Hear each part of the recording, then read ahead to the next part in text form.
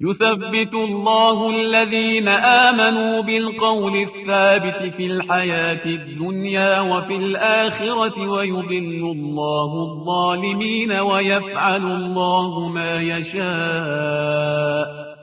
27 અલ્લાહ મોમિનોના ઈમાનને સાબિત કોલ અને અકીદા થકી આ દુનિયામાં અને આખેરતમાં સાબિત કદમ રાખે છે અને ઝાલિમોને તેઓના આમાલને કારણે ગુમરાહ કરે છે અને અલ્લાહ જે ચાહે છે તે કરે છે.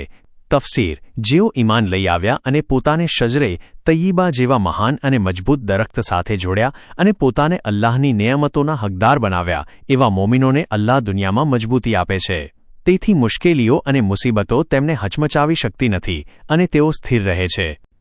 પૈગામ 1. અલ્લાહની મદદ મેળવવા માટે માણસ કયો રસ્તો પસંદ કરે છે તેના પર આધાર હોય છે. 2. જો અલ્લાહની મદદ ન હોય તો માણસ વસવસા, હવસ અને તાગૂતો સામે નબળો પડી જાય અને ગેરમાર્ગે અને ગુમરાહ થઈ શકે છે. 3. ehલે ઈમાન લોકો મજબૂત દલીલ અને સ્થિર અકીદા ધરાવે છે અને તેઓ ખરાબ વિચારો સામે મક્કમ રહે છે. 4. માણસ ઈમાન લાવે તો અલ્લાહ તેને સ્થિરતા અને સુરક્ષા આપે છે, પરંતુ જો તે બાતિલ અને શજરે ખબીસા તરફ વધે છે તો અલ્લાહ તેને છોડી દે છે. 5. બાતિલ મક્તબ સ્વીકારવું એ પોતાના ઉપર અને પોતાના દીન ઉપર જુલ્મ કરવા બરાબર છે.